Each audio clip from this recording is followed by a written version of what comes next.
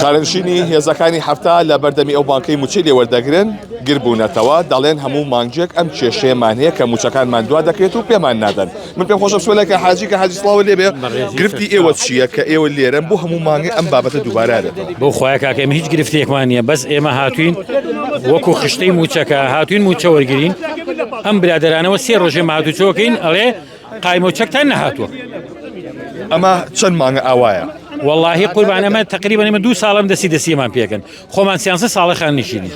واتە لەگەڵ خاننشینی سەربازیە وەری ناگرن؟ نەخێر وەری ناگرن لە خاننشینی سەربازیە. چەند 2-3 مانگ لەم پێش وەرمان نەگرت، ئیسە وای لاتوێتە وەری ناگرن. باشە ئەوان چ وەڵامێکی ئێوە ئەێنەوە کاتێک کە بەم شێوەیە دوا ئەکەوێت؟ بەو خۆیان کاکە هیچ وەڵامێکمان نییە مەگەر بەڕێستان کەسێک بتوانێت لە کەناڵێکەوە دیدارێ بکات لەگە وەزیری داراییە تەفاسیلی لێوەرگێ بزانێ مۆزوع چی و ئەم خەڵکە جۆگە و خەڵکی تری وەریگرێتەوە. جەنابێت چەند ساڵ خزمەتیان بوو؟ وڵای من سەرەتا ئێمە بەسەلەی خزمەت باسەکەی خزمەت من 4 ساڵ زیندانی سیاسی مەیە لە یاساکەیە ئەمە 8 ساڵەکە. ساڵێکیش پێشمەرگە بین 2 ساڵیش پێشمەرگەی شاخم هەیە ئەویش تقریبا 5 ساڵ زیاترە. دەستەکانە خۆش بێت. مانگای ڕابردوو چیان پێوتن ئێستا چیتان پێڵێن؟ وڵا هەیەتوانم ئەم 2 مانگە یارمەتیتانێن معاشکە بەبێ کێشە وەرگن، بەڵامی تر 2 ساڵ جارە ئەم کێشەمان بۆ دروست دەبێت. یعنی حەقمان وەکو حەقی ئەو خەڵکە 950 ملیار دینار هاتووە لەگە چیان ڕێکەوتن کە بەبێ کێشە ئەم 12 مانگە پارەیەت بۆ نیان بەو خەڵکە شتێک ڕووکردنێکمان بنێ. ئەو خەڵکە فەقیرەوە ژار و کەس پارەی پێێنەوە خەڵک نەخۆشیە و یعنی بێمە لای تۆ چیتان پێوتە مانگەکانی ڕابردوو بۆ ئەمە چارەسەر نابێن بابەتە؟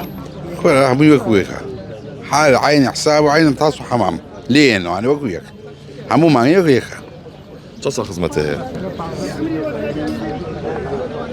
وەکو چۆر یعنی وەکو کە خزمەتکردن دوای کە خاننشین بووی مەبەستمەوە خاننشین بوو پێشمەرگە بوو لە وەختی خۆی پێشمەرگە بووم.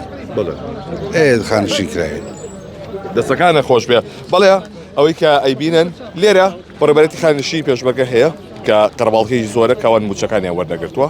لەم بەریشەوە بەشێکی دیکە کە هەیە بەڕێبەرەتی خاننشی پێشمەرگەیە کە لقی چوارە ئەمەیان کە موچەکانیان کە ئەمان بنکەی چوارە لێرەش لێ تێکچوو کە ئەمان موچەکانیان وەرنەگرتووە. ئەم گرفتە وەکو باسیەکەن کە نزیکەی 2 ساڵە بەم شێوازەیە ئەوەی کە خاننشینەکان باسییان کردووە بەردەوام لە کاتی دابەشکردنی موچەی سەربازیدا ئەمان موچەکانیان دوا دەکەوێت. لێرە خاننشینێکی زۆر وەساون بۆی کە موچەیان پێ بدرێت، بەڵام تا ئێستا هیچ وەڵامێک نەدراونەتەوە. ئەمە بەڕێبەرەتی خاننشی پێشمەرگەیە لە سلێمانی کە ئەمە بنکەی چوارە لێرە بەردەوام وەکو باسیاکەرە و خاننشینانە کە گرفتی وەرگرتنی موچیان هەیە لە کاتی خۆیدا و دوا دەکەوێت و بەڵام تا ئێستا ئەمان باسییان کە هیچ وەڵامێشان نەدراوەتەوە لەسەر ئەم بابەتە و هۆکارەکەی چییە کە بەردەوام نزیکەی 2 ساڵە موچەکانیان دوا دەکەوێت.